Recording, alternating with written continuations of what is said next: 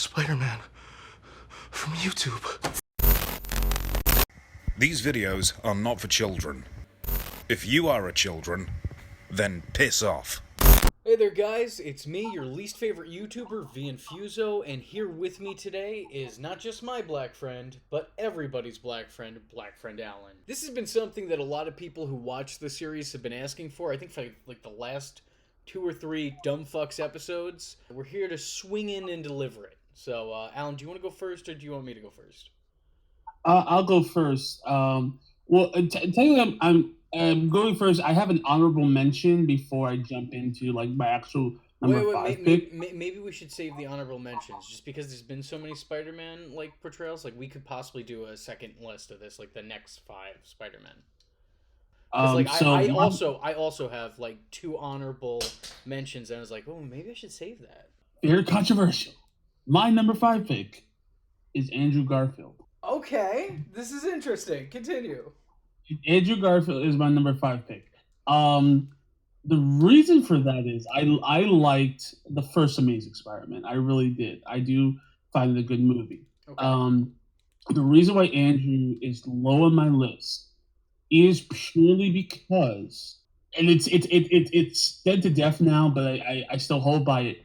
He was too cool for school. Mm-hmm. Like, as Peter, I always felt like this kid would get so much attention. They tried so hard to be like, oh, man, he's socially awkward. He kind of is to himself. He's like, at the time that this movie came out, the emo girls would have been all over this kid. Heck, some of the cheerleaders probably would have been over that kid. Like, he didn't seem like a nerd. He didn't seem like a dork. He felt like somebody that I totally would not believe is, what Peter Parker is to me, was socially awkward. Mm-hmm. But like as Spider-Man, I thought he was really good. Knock, knock. Mr. Criminal. Hey, my name is Spider-Man. You can call me Webhead. You can call me Amazing. Just don't call me late for dinner. You get it? In the future, if you're gonna steal cars, don't dress like a car thief, man. You a cop? Really? You seriously think I'm a cop? Cop in a skin-tight red and blue suit. Don't make me have to hurt you! I was cleaning the chimney. We have no chimney. What? You want me to come down there so you can kill me? Yes! I'll be right there. Hey, I'm sorry, I'm running a bit late. I got stuck in some traffic. But the only reason he's low on my list is because I felt like as Spider-Man he was really good, but as Peter Parker he felt flat to me. You had a number 5 that could be shocking. I'm going to follow that up with my number 5, which is also going to be shocking. And it's Andrew Garfield from the Amazing Spider-Man series. The same exact number. That's why you're shocked, because we both put him last. Why did you put him last? Because I agree with everything you just said. And I think a lot of people are like, oh, he was so... Here's what I don't understand. And I'm gonna say something even more shocking. I'm just going to give it away. Tobey Maguire is not on my list. Tobey is not on my list. Because I'll be real with you. He definitely had Peter Parker down. I don't think in the 3 Spider-Man movies, and by the way, they're still enjoyable, but even as a child growing up, I wasn't behind him as Spider-Man. At no point in time did he feel like Spider-Man to me in those 3 movies. And I enjoy those movies, but like, the 3rd one for different reasons. But like, I never felt that he became Spider-Man. He was just Peter Parker in a Spider-Man costume. The exact opposite could be said for Andrew Garfield. He never felt like Peter Parker. He felt like Spider-Man always, just sometimes he didn't have his costume on. He was quick-witted, he was intelligent. He had all of these things that made Spider-Man great, but he didn't really have anything to make him feel like Peter Parker. Even when they showed him getting bullied at school, it felt very forced to me. I was like, he doesn't look, nor does he act like the type of person that people would bully. And also it didn't seem realistic that he wouldn't be able to defend himself. Like, I'm not saying he could kick somebody's ass, but it didn't seem like he was a wimp like Tobey was. And that's what Tobey got right in that performance. He was perfect as Peter Parker. He wasn't great as Spider-Man. The exact opposite for Andrew Garfield. He was not good as Peter Parker. He was awesome at being Spider-Man. People seem to look back and shun this performance, and they're like, "Oh, Andrew Garfield, he was too cool to be Spider-Man." But it's like, Spider-Man is cool. In his own geeky way, Spider-Man is cool. I just don't understand how people could hold Tobey's performance on a pedestal, but meanwhile knock Andrew's. No, I got you. Like, I'm like Reyes, I'm not going to interrupt you at every point unless I feel I need to, but I'm going to actually let you talk. I'm going to let you finish, but Tobey Maguire was the best Spider-Man of all time. The best Spider-Man. He was not. Oh, however, okay. Tobey is my number 4 pick. Oh, that was an interesting segue that we did accidentally there. Cheese! Cool Spidey outfit. Thanks. Looks uncomfortable. It gets kind of itchy. It rides up in the crotch a little bit. Are you in or are you out? It's you who's out, Gobby. Out of your mind. You're getting on my nerves. I have a knack for that.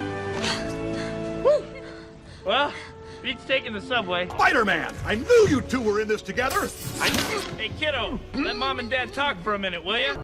I hear what you're saying, but the reason I couldn't even be like, oh, honorable mention, is because, at least for the first 2 movies, because I will agree, like, the third one kind of messed up a lot of stuff, but at least for the first 2 movies, I still watch that movie, and he is not the best portrayal of Spider-Man, but he still feels like a Spider-Man.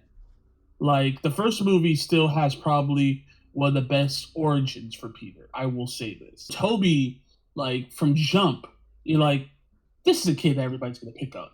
He just has a very punchable face. He can cry like there's no tomorrow.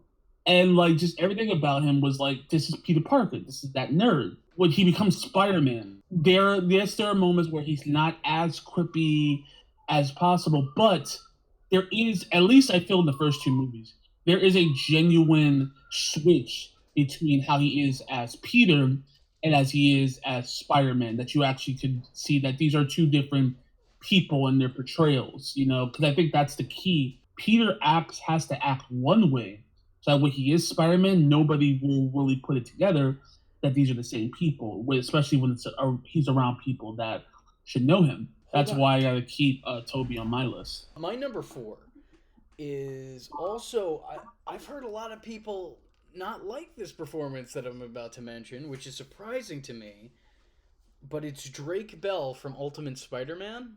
I've heard a lot of people talk shit on Drake Bell and be like, oh, he was terrible. And I don't understand how. He has a youthful voice. He comes across as very sarcastic. The way that he performs the role, you could believe him both as being a geeky social outcast who doesn't have like a shitload of friends and maybe is picked on in school, but also, you know, he's quippy and he's a wise ass. I'll join your junior glee club, but I still operate solo as Spider-Man. The big hairball with the claws is fine. Me? I'm the menace. You're gonna clean up your mess as a team. I got the ceiling. I fought villains like you before homeroom. You're out of your league, Doc Ock. And what's yours, Spider? Little League? It slices, it dices, it'll cut through rock, paper, scissors, and shoes. So I kind of feel like he had the right range for both Peter Parker and Spider-Man. And if you need to look further than his time in the cartoon, he basically played Spider-Man in that shitty, scary movie, rip-off superhero movie, in which he was, like, the whole story was pretty much a goof on Spider-Man, and he played the Dragonfly. I know you said you want me to say for another video, but he was really my honorable mention. Okay. So he's not on my list, but he almost made the list. He almost made the list. My number 3rd pick, which is Josh Keaton. He's the Spider-Man from Spectacular Spider-Man. He's my biggest fan, which is sad, really. Oh, I got the thing on the thing. What do I win? You! I win me? That makes no sense. Okay, I give up. Which one of you is the Goblin? This guy's a fake! That's the real Spidey! Ah, the brains of the outfit. Hold this for me, genius. I know you haven't seen him, but he was the first Spider-Man voice that I really, really connected with after the '90s show. He is very beloved in this role. He's beloved in this role and is as spread to two other Spider-Man mediums because of that. He got to voice Spider-Man again in 2 different games.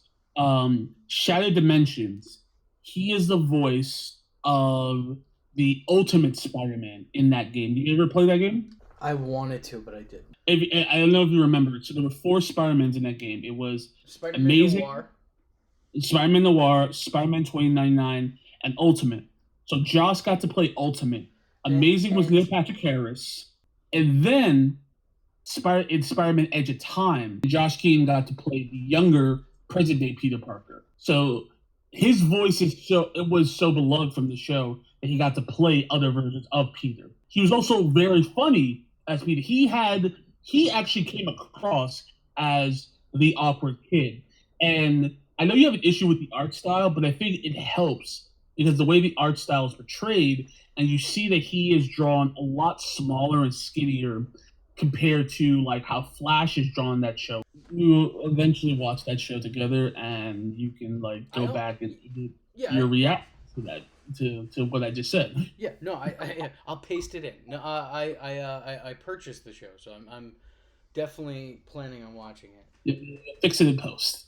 My third pick, and this is probably gonna piss some people off because he's so low, but is Tom Holland from the MCU. Mm-hmm. And in terms of a live action performance, he's the best that we've had for Spider-Man, at least in my eyes. I'm sure there's a bunch of people who feel the same. Those who don't are like, no, fuck you, it's Tobey! Fuck you, it's Tobey! Nice job, kid. Thanks. Well, I could have stuck the landing a little better. It's just a new suit. Wait, it's nothing. Mr. Stark, it's perfect. Thank you. Yeah, we don't really need to start a conversation. Okay. You have a metal arm? That is awesome, dude. Hey, guys, you ever seen that really old movie? Empire Strikes Back? Jesus, Tony, how old is this guy? I don't know. I didn't carbon date him. He's on the young side. Mr. Stark, wait. I'm not done. Okay, I'm done. Tom Holland looks the part. He looks like, I understand that he's actually in his 20s, but he does realistically look like a high school student.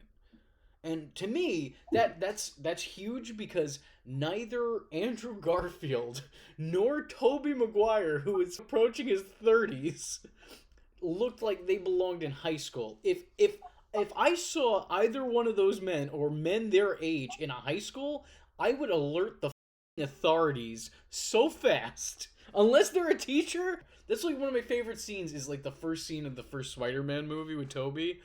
They're all like, none of these look like they're in high school, and they're all like on a school trip or whatever.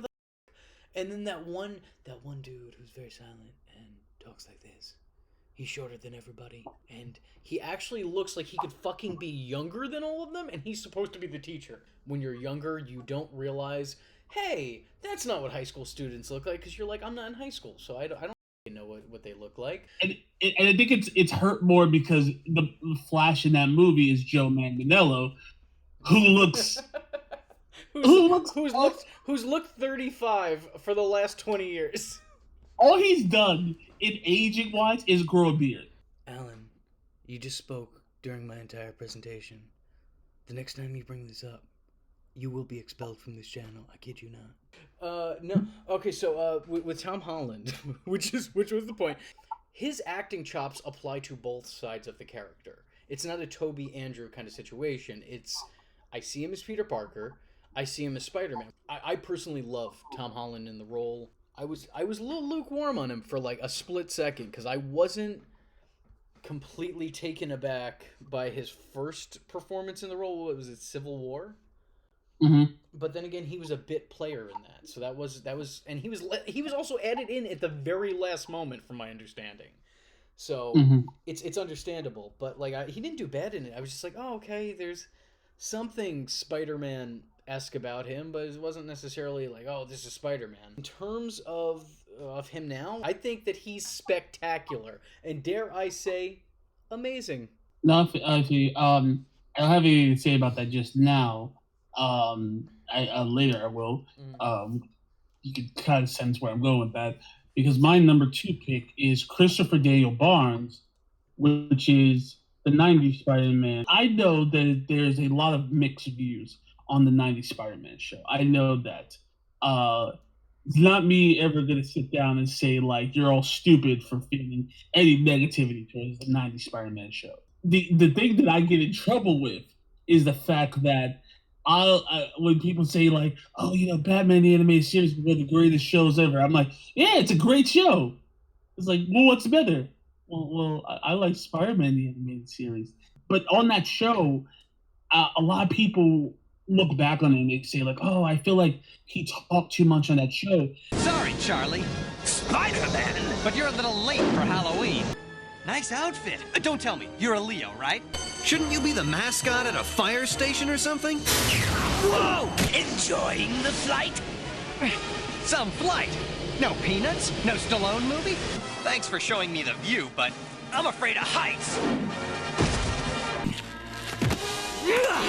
The reports of my demise were greatly exaggerated. Not realizing that the reason he did that is the show was trying to mimic, like, an actual comic book, in that not even thought balloons, but like the headings on comic books, which are really the thoughts that the character is thinking. But the difference is, like, he would do that either talking out loud, or you would hear in his mind what he's thinking constantly. And it was all kind of like trying to bring up that vibe of an actual Spider-Man comic book, where Peter he doesn't shut up. I just think on that show, the way that, like, the character was written, I always felt was good. I still find it a really good show, and I think Christopher Daniel Barnes did a great portrayal of that character. And like I said before, he was my Spider-Man. But like I brought before, like, Christopher Daniel Barnes has gotten to play Spider-Man. Like, he got to come back to play the role in Edge of Time and Shattered Dimensions in the most obscure roles. Like, he got to play Spider-Man Noir, so he got to play this darker version of Peter. But then he also got to play Spider-Man 2099, which was like Miguel O'Hara, like this future version of Spider-Man. Okay, well, my number 2 is actually Neil Patrick Harris from the New Adventures of Spider-Man. What sucks about this is that, like, the older we get, the more lost in time this performance seems to be. Because outside of, like, the occasional YouTube video, which, by the way, your boy, myself, has made one, you really don't hear this show get brought up all that often. Like, it's mostly forgotten. It only ran a season on MTV, of all things, so, like, it's no wonder that it's not, like, widely known or remembered. I've seen Neil do a bunch of things with Spider-Man, and, like, Neil Patrick Harris comes off as such a being Spider-Man geek and a nerd. How could you not love him in this role? Because it seems like it almost, to a degree, and maybe I'm reading into it, but almost to a degree seems like, this is almost a dream come true for him. He seemed very enthusiastic. It's lights out time, Static Man. How about to swing by campus? Well, swing your butt over to Empire 1. I've got something very hot and juicy for you. Hot and juicy? Prepare to kill or be killed, Spider-Man. Wasn't it just yesterday we made such a handsome crime-fighting duo? Cute trick. Where were you when we had an energy crisis? He has the right voice for both sides of the character. Like I said before, with Tom Holland and with Drake Bell, he definitely hits all of the notes on both sides of the character. The only thing I will say, the only thing that kind of bugs me a little bit is that he doesn't have a difference in his tone from Peter Parker to Spider-Man, and he doesn't try to disguise his voice at all, which I feel like even the Drake Bell Spider-Man sounded slightly different when he had a mask on and when he didn't. So that's one of my major things. But whenever I think of Spider-Man, there's two people that my mind goes to, and one of them is Neil Patrick Harris. And even if the show wasn't the best, I don't think it was terrible or anything, but like it definitely isn't without its flaws. But like even though the show wasn't the greatest Spider-Man show of all time, I still feel that it had one of the greatest Spider-Man performances. His voice just it fit the character in general from like a generalized standpoint of who Spider-Man and who Peter Parker are, but it also really fit the character model of Spider-Man in that Spider-Man series. I can 100% buy him as a struggling college student who, you know, is a little bit of a nerd, or a little bit of a a little bit of a geek, and I can also totally envision him as being a masked vigilante who spends most of his time kicking ass and making fun of names. I'm not gonna just come here like just shit all over your choice. You know, I'm not gonna do that. I'm not a heartless, soulless person. I will say I respectfully disagree. Okay. I think it was good. I feel like that's not like what Spider-Man for me worked as. Okay, no, dude, it's totally fine. You could be wrong. It's okay. No, that was actually a very respectful way of disagreeing. My number one pick is actually Tom Holland. Okay. Yes. So the reason, I had to actually sit and think about this. Did I really want to make him that pick? And I've said that before. Like, oh, he's the best Spider-Man. But I really wanted to sit down and say, why is this best Spider-Man for me? It's a Peter Parker that's a teenager in a world that has already been inhabited by other superheroes. He feels like this kid who's just won the lottery. In not only that he got powers, but he gets to work with Iron Man. He gets to work with all these other Avengers. He gets to be a part of this bigger universe. And he plays that so well because in his mind, it's like, that's what I gotta be. I gotta be an Avenger. That's the status of being a hero. And so it was this whole idea of Spider-Man, Peter Parker trying to live up to people that come before him. I don't disagree with a lot of what you said. My number one pick, and I'm going to be honest, nostalgia definitely plays a factor into this. But when I think of Spider-Man, the person I immediately think of is Reno Romano, who played Spider-Man in the early 2000 Spider-Man video games. And I just found out, as I was writing this list out, I actually just found out that he also voiced Batman in the Batman animated series. And he also played Spider-Man in which games? The ones that were based on the movie? No, the 2000 games. The ones that were like Enter Electro and Spider-Man, like for the PlayStation. Oh, interesting. Okay, let me say this. Those games don't give us a whole lot of time with Peter Parker, so I can't really say, oh man, he was great as Peter Parker. Man, his Spider-Man is fucking great. As a kid, I genuinely felt like I was playing a Spider-Man. He seemed like Spider-Man. The way the character acted and reacted to things was so on point for the character. But it was the perfect Spider-Man. Was sincere, but like also sincerely sarcastic. You know, I could believe the events of the games were happening to him and he was reacting properly to them, but he was also kind of mocking the less severe things happening, which is Spider-Man for me. Spider-Man doesn't shut the fuck... Even when Spider-Man probably should shut the fuck up, he does not shut the fuck up. Shoot him! JJ, you're out of the wheel. I mean it this time. I believe that's all the time we have for today. I think we made some real progress today, Shocker. I really do. I gotta say, you look just like me. Except, you're more angry back alley than friendly neighborhood. Venom's got control of the Jumbotron in Times Square. He's been ranting for hours with a message for you. Venom's ugly face on that big screen? Now that's scary. Sad thing is, he'll probably get his own talk show for this. Parker hates it when I get the drop on him. I hate it when he gets the drop on me. No, little spider! You will die! Is it too late for us to be friends? It's the go-to voice in my head. Like, if I'm sitting here and I'm reading Spider-Man comics, that is the voice that I am hearing. I'm hearing the way that he delivers his lines, the way that he, sticks the punchline at the end of the joke. Like, that is my Spider-Man. That's who I think of when I think of Spider-Man. So, to close things out, that was our top 5 favorite web slingers. We hope some of yours have made our list as well. If they haven't, feel free to let us know in the comment section below. But this is something that me and Alan talked about while making these lists, separately, of course, but, after discussing them a little bit together here. There are actually so many good portrayals of Spider-Man in all different types of media that we may have to make the next top 5. Like, we may have to sequelize this video.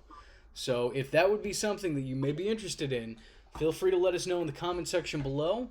But with that being said, I'm your least favorite YouTuber, V Infuso. Thank you for having me on here as always, V. And people, if you want more of this content, please let us know. Like, comment, and subscribe. I am vengeance. I am the night, and that was V Infuso. Just remember, if you're not tuning in, then you're missing out.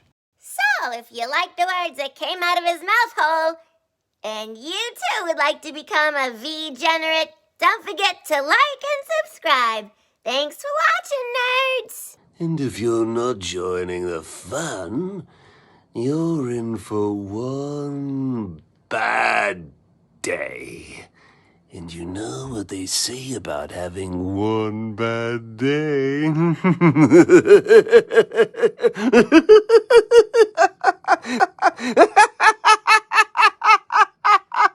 Catch him next time. Same bat time. Same bat channel.